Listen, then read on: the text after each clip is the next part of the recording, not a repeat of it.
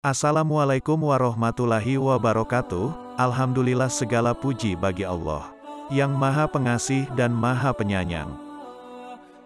Hari ini, kami menceritakan sejarah tentang salah satu ulama besar di kota Gresik. Semoga kita semua selalu mendapat bimbingan dari Allah Subhanahu wa Ta'ala. Sumber, kami mengutip dari buku Jagat Kiai Gresik dan website Komarudin.com. Mbah Kiai Komarudin, beliau ulama besar pesisir utara di kota Gresik. Dari garis ayah beliau merupakan keturunan Hadiwijaya, Sultan Pajang, alias Jaka Tingkir. Dari garis ibu beliau adalah keturunan dari Raden Rahmat, Sunan Ampel Surabaya. Mbah Kiai Komarudin adalah putra dari Kiai Samidin putra Nyai Jonah, putri Kiai Dento, putra Kiai Jamali. Dan Kiai Jamali adalah adik Pangeran Benowo, yakni putra dari Jaka Tingkir atau Sultan Hadiwijaya Raja Pajang. Mbah Komarudin lahir sekitar tahun 1775 Masehi di daerah Bonang Tuban, Jawa Timur. Sejak masih muda, Mbah Komarudin gemar mengembara berpindah dari satu tempat ke tempat lain demi memperdalam ilmu agama. Mbah Kiai Komarudin pernah menuntut ilmu ke sebuah pesantren di Ponorogo cukup lama, sampai beliau ditunjuk sebagai lurah pondok, istilah dari ketua pondok, sambil ikut membantu kiai beliau mengajar para santri-santri muda di pesantren tersebut. Dan di antara santri-santri yang beliau ajar ada yang bernama Tirtorejo. Beliau ini keturunan Maulana Ainul Yakin, Kanjeng Sunan Giri. Setelah selesai mencari ilmu pesantren di Ponorogo, Mbah Komarudin mengembara untuk melanjutkan mencari ilmu agama di Pulau Madura.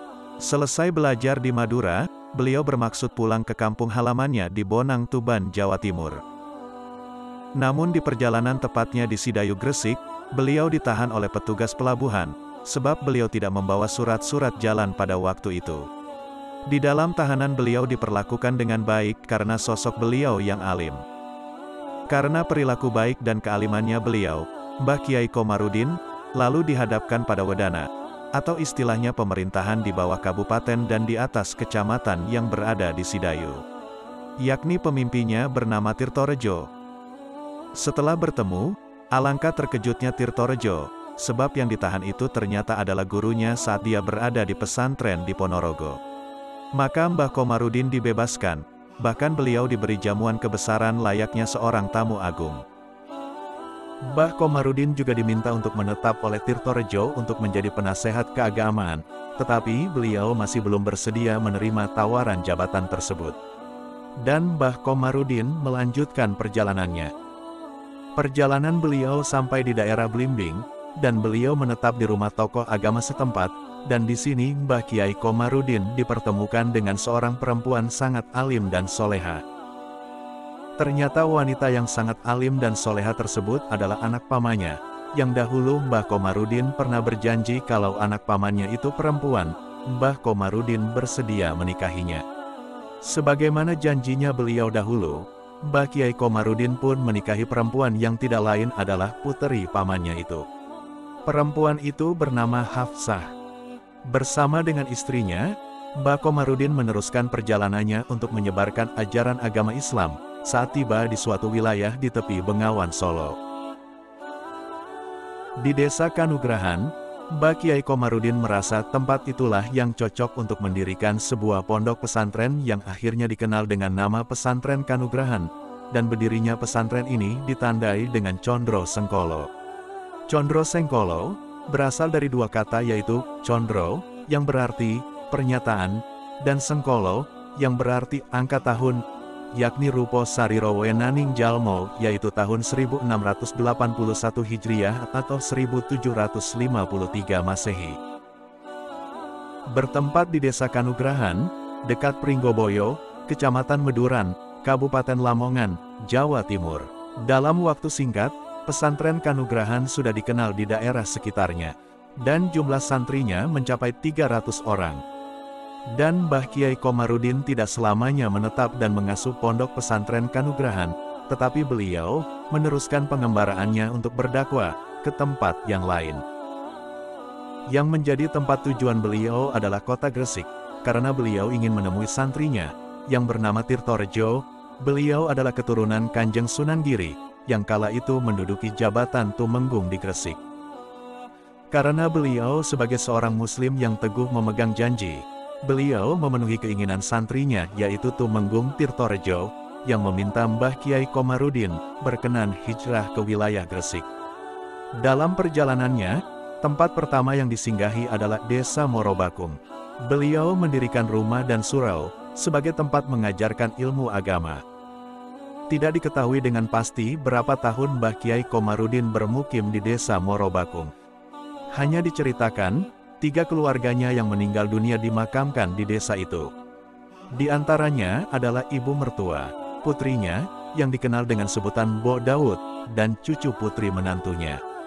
Makam itu terletak berderet, sehingga sampai sekarang dikenal oleh masyarakat dengan sebutan makam jejer telu, makam yang berjajar 3. Di samping itu, oleh masyarakat setempat, nama Desa Morobakung diduga berasal dari kata Moro dan Bakung. Moro artinya datang, sedangkan Bakung adalah singkatan dari kata Mbah Kakung yang maksudnya seorang sesepuh laki-laki.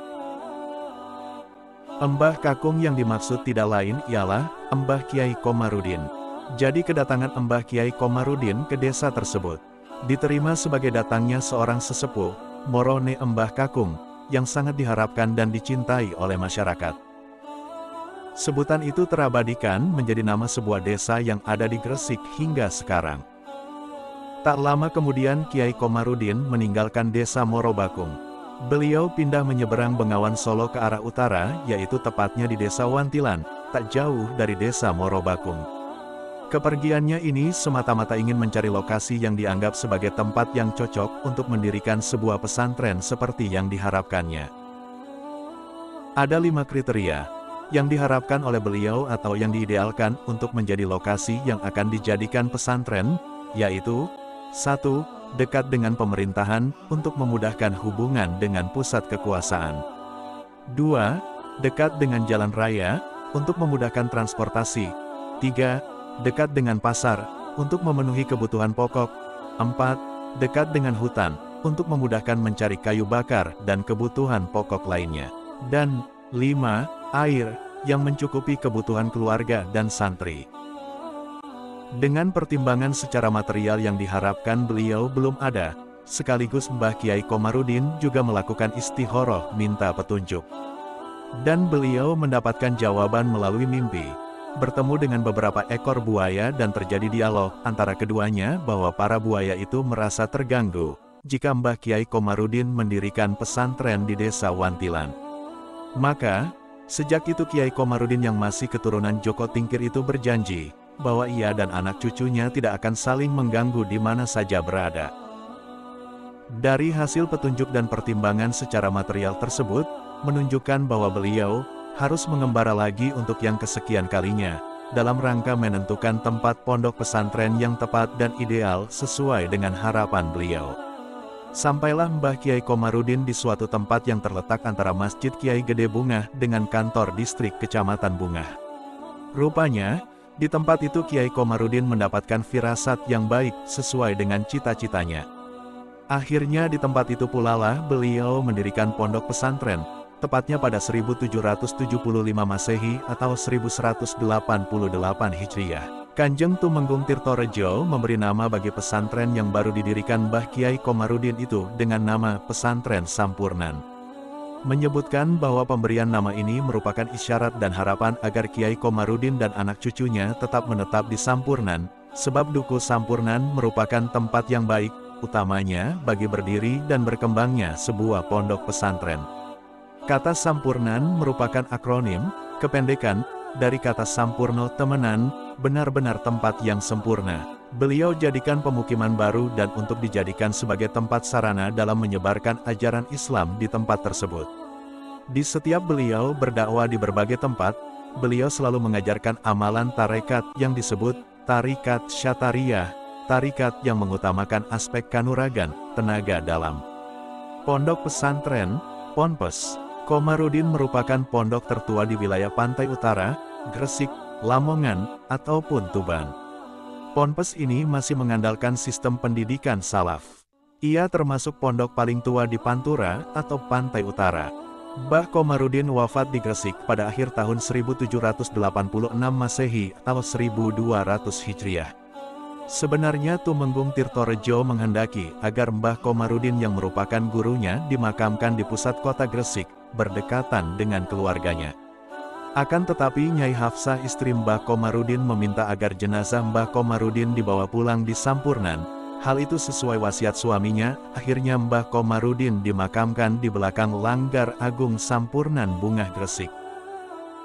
Dengan cerita ini, semoga kita semua mendapat barokah, manfaat, dan seluruh duriyah, keluarga, beliau dan seluruh santri serta pendengar semua selalu mendapatkan rahmat dan kasih sayang dari Allah Subhanahu wa Ta'ala.